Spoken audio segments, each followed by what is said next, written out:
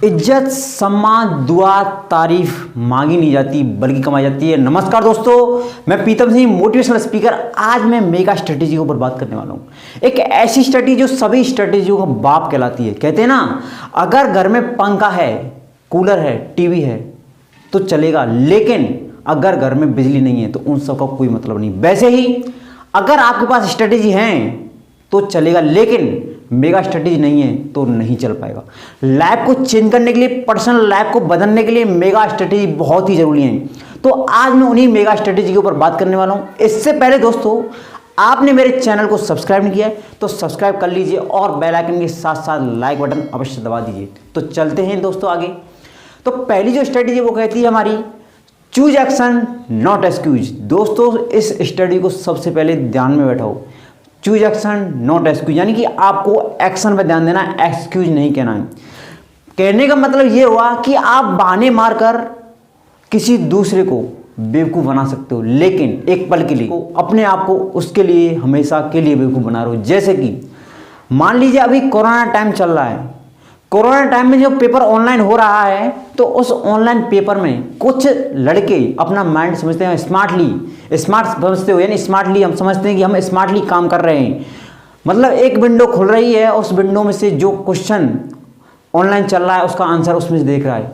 तो आप एक पल को उस टीचर को बेवकूफ़ बना रहे हैं, लेकिन वो नॉलेज आपके लेवल पर नहीं आई, यानी आपके माइंड में नहीं गई है। तो उस नॉलेज का यूज पता नहीं आपको कहाँ पड़ जाए, तो उस नॉलेज की कमी की वजह से आपको पता नहीं कहाँ उसका नुकसान हो सकता है। कहने का मतलब कहीं ना कहीं आपको खुद ही उस नॉलेज की वजह से बेवकूफ़ बनना पड़ा।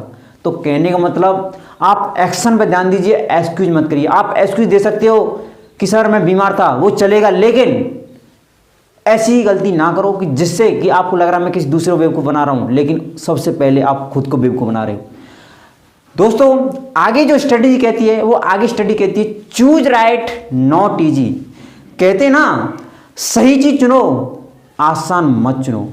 अब ये तो हमको पता है, जब हम सही चीज चुनते हैं तो वो थोड़ा कठिन तो होती है। जैसे कि एक बगीचा है, अगर एक बगीचे में मुझको पेड़ पौधे और बगीचे में फूल चाहिए, फूल वगैरह चाहिए, तो उसके लिए मुझे मेहनत करना पड़ेगा, उनकी डे टू डे इरिगेशन करना पड़ेगा, डे टू डे उन्हें पानी देना पड़ेगा और उनकी कटाई करना पड़ेगा। लेकिन अगर वहीं मैं कुछ ना करूं, खरपतवार चाहिए तो खरपतवार तो ऐसी आसानी से आ जाती है। लेकिन दोनों में बहुत बड़ा डिफरेंस है। खरपतवार की सुंदरता वो नहीं है जो आपके पेड़ पौधों की होती है। पेड़ पौधों की जो सुगंध आपको अच्छी लगेगी, वो उतनी खरपतवार की सुगंध आपको अच्छी नहीं लगेगी। तो कहने का मतलब, चूज राइट नॉट इजी, यानी सही चीज चुनो भले ही वो आसान ना हो। दोस्तों, आगे जो स्ट्रेटेजी कहती है वेरी वेरी इंपॉर्टेंट है, उसको ध्यान से सुनना है। Be collaboration not conflict. कहने का मतलब ये हुआ, ध्यान से सुनना, आपको सबसे मेल भाव भाईचारे से रहना है, कॉन्फ्लिक्ट नहीं होना है। कहने का मतलब आपको टीम वर्क आना चाहिए, आपको लीडरशिप आना चाहिए। सबसे बड़ी बात, कहते ना, ये थोड़ा कठिन हो सकता है कि आप किसी को साथ लेके चलते हैं। देखो, एक सबसे बड़ी बात किसी ने कहा है कि अगर आप किसी का साथ देना चाहते हो तो उसकी टांग खींचने की बजाय उसका हाथ खींचो। आप भी आगे जाओगे, सामने वाला भी आगे जाएगा। दोस्तों, इसी को कहते हैं कोलैबोरेशन नॉट कॉन्फ्लिक्ट। आपको कॉन्फ्लिक्शन में नहीं जाना। कहने का मतलब, किसी के साथ ये नहीं करना है कि भाई ये मेरे से आगे चला जाएगा तो मैं इससे पीछे चला जाऊंगा। Don't compete with anyone. खुद से कंपटीशन करो। जिस दिन आपने खुद को जीत लिया, आप उस दिन सब किसी को जीत सकते हो, यानी हर किसी को जीत सकते हो। दोस्तों, आगे जो स्ट्रेटेजी कहती है वो स्ट्रेटेजी कहती है, डोंट हियर नो। कहने का मतलब, आप यदि किसी ना नहीं सुनना चाहते तो आप भी किसी को ना मत कहो। अगर आपको लग रहा है कि मैं इस काम को नहीं कर सकता हूं, अगर आपको लग रहा है, लेकिन आप कोशिश तो करो, कोशिश ट्राई तो करो। कहते हैं ना, every effort give a new chance. तो आप प्रयास तो करो, प्रयास करोगे तभी तो आपको मौका मिलेगा कुछ। तो आप प्रयास करो, हो सकता है वो कुछ दे जाए। उसके बाद दोस्तों, आगे जो स्ट्रेटेजी है बहुत ही इंपॉर्टेंट है, knock the every door to get anything. देखो दोस्तों, कहते हैं ना, हर किसी के दरवाजे को खटखटाओ। जहाँ से, जैसे आपका जो फील्ड है, जो आपका विजन है, उस फील्ड के लिए आपको जहाँ से नॉलेज मिल सकती है वहाँ से नॉलेज कलेक्ट करो, इकट्ठा करो। उस दरवाजे को टक टक करो, उस दरवाजे पर जाओ, दुआ करो, उससे कुछ लेके आओ। हो सकता है कि हर दरवाजे से आपको कुछ ना मिले, लेकिन अगर आप मान लो 100 दरवाजे पे गए, जैसे मैं एक भिखारी की बात करता हूँ, भिखारी मान लो 100 दरवाजे पे जाता है, मान लेते हैं 100 में से अगर उसको एक ने भी किसी ने सहारा दिया तो एक ने दिया ना, तो कहते ये हैं कि अगर आपको लग रहा है कि दरवाजे पीटने से कुछ नहीं होता, तो दोस्तों इस बात को दिमाग से निकाल लो। अगर आप 100 दर भटकोगे तो 100 दर से आपको ऐसा अनुभव मिल जाएगा कि जो आप 101वें दर पे जाओगे वहाँ आपको कुछ ना कुछ मिल जाएगा। तो knock the door and get anything, कहने का मतलब आपको दरवाजों पर जाना है, यानी कि नॉलेज ग्रहण करना है, जिस फील्ड से मिल सकती है, जिस माध्यम से, जिस सोर्स से मिल सकती है, उस सोर्स का प्रयोग करना है और उसको यूटिलाइज करते हुए अपने माइंड में सेट करना है। दोस्तों आगे जो स्ट्रेटेजी कहती है वो ये कहती है we to be right to prove right, कहने का मतलब आपको राइट बनना पड़ेगा राइट सिद्ध करने के लिए। ये स्टडी बहुत इंपॉर्टेंट है। जैसे कि आपने रतन टाटा का स्टेटमेंट सुना होगा, उन्होंने पता क्या कहा है, उन्होंने कहा है I don't believe to take decision, I take decision and make them true. कहने का मतलब उन्होंने एक स्टेटमेंट ये कहा है कि मैं डिसीजन लेने में विश्वास नहीं करता हूं, मैं डिसीजन लेकर उनको सही करने में विश्वास रखता हूं।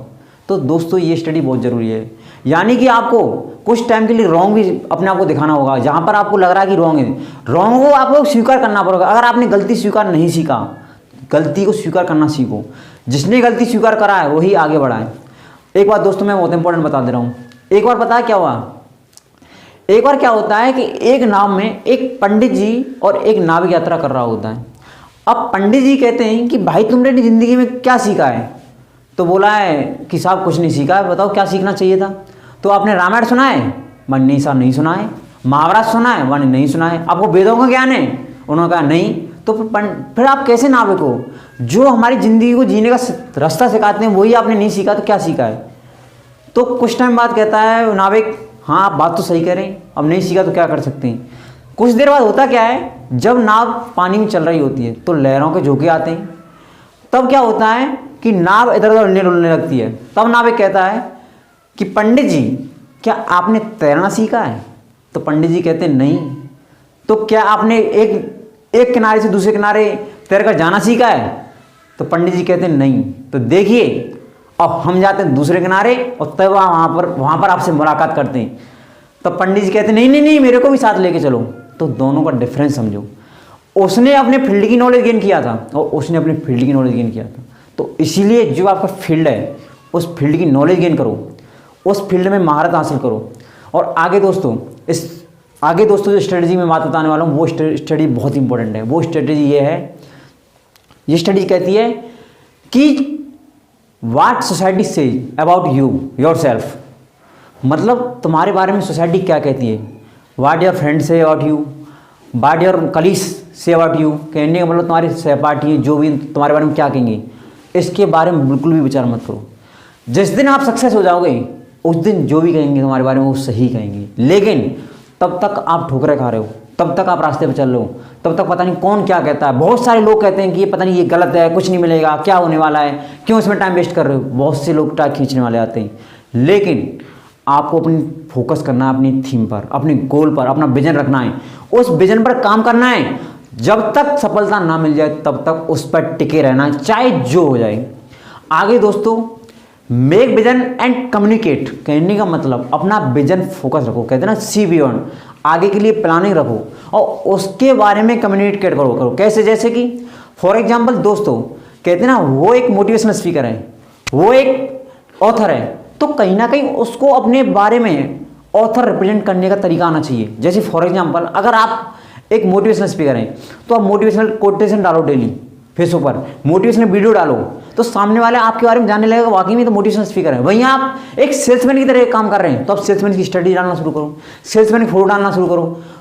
आपने एक चीज़ बता रहा हूँ बहुत इंपॉर्टेंट, आपको बिल्कुल कॉमेडी पसंद नहीं है, आप बिल्कुल जोक में पसंद ही नहीं है, आपको मतलब जोक इंटरेस्ट बिल्कुल ही पसंद नहीं है, जोक में आपका इंटरेस्ट ही नहीं है, लेकिन आप यकीन करिए लगातार 10-15 दिन सोशल मीडिया आज की डेट में बहुत बड़ा इम्पैक्ट है। तो सोशल मीडिया पर आप लगातार 10-15 दिन जोक डालते रहिए, कॉमेडी सीन डालते रहिए, कॉमेडी वीडियो डालते रहिए, तो सामने वाला क्या कहेगा कि भाई ये बंदा बड़ा कॉमेडियन है। भले ही आप बिल्कुल कॉमेडियन नहीं हो, बल्कि बिल्कुल आप इंटरेस्टेड नहीं हो उस चीज़ में, लेकिन जो इमेज बनती है ना दूसरे की नज़र में, वो जैसा दिखता है ना वैसे ही आपको समझ बैठता है, चाहे भले आप वैसे नहीं हो। तो दोस्तों जो सोशल मीडिया है, सोशल मीडिया प्लेटफॉर्म का आप कम्युनिकेशन के रूप में सही से प्रयोग करें। जो आपका प्लेटफॉर्म है, जो आपका विजन है उस बेस पे यूज करो उसको। फालतू में इधर उधर करने से बेहतर यह है कि इसका आप सही तरीके से यूज करो। इस माध्यम का प्रयोग करके बहुत सारे लोग कहाँ से कहाँ पहुँच गए हैं। तो वैसे ही अगर आपके अंदर कोई स्किल है तो दोस्तों मैं आपको सलाह देता हूँ कि इस माध्यमों का, जितने भी सोशल मीडिया प्लेटफॉर्म, फेसबुक है, यूट्यूब है, ट्विटर है, जो भी है, इंस्टाग्राम आदि हैं, जितने भी प्लेटफॉर्म हैं उनका आप सही से प्रयोग करो। दूसरी बात दोस्तों, इन प्लेटफॉर्म पर अगर आप एक प्रोफेशनल अपना आईडी बनाते हो, प्रोफेशनल कुछ भी बना रहे हो, तो उस पर हमेशा ध्यान रखना प्रोफेशनल ही डाटा अपलोड करना, इधर उधर का डाटा अपलोड मत करना, जिससे कि आपकी ब्रांड खराब हो। आगे जो स्ट्रेटेजी है वो यही कहती है, make a brand and manage them, यानी कि दोस्तों आप अपनी ब्रांड बनाओ और उसको मैनेज करते रहो। अगर आपने ब्रांड बना लिया और आपने अगर उसको मैनेज नहीं किया तो वो आपकी ब्रांड बहुत जल्दी चली जाएगी। जितनी भी ब्रांड बनी है उन्होंने उस per day to day improvement के लिए काम किया है और उन्होंने अपनी जो स्ट्रेटजी पर काम करते रहे। मान लो जहाँ से फीडबैक आया उसमें उनको लग रहा कहीं से इम्प्रूवमेंट करने के चांस हैं, तो उन्होंने उस पर इम्प्रूवमेंट किया है और इम्प्रूवमेंट करने के बाद उनकी ब्रांड लगातार डे टू डे बढ़ रही है। तो इसी के साथ दोस्तों स्ट्रेटजी को अपनाइए। ये स्टडी दोस्तों हर फील्ड में काम आती है। इसी के साथ जय हिंद, जय भारत, राधे राधे, नमस्कार। वीडियो देखने के लिए बहुत बहुत धन्यवाद आपका, और आपके जितने भी दोस्त हैं उनको शेयर करिए वीडियो को। इसी के साथ हृदय की गहराइयों से आपका बहुत बहुत स्वागत है। धन्यवाद।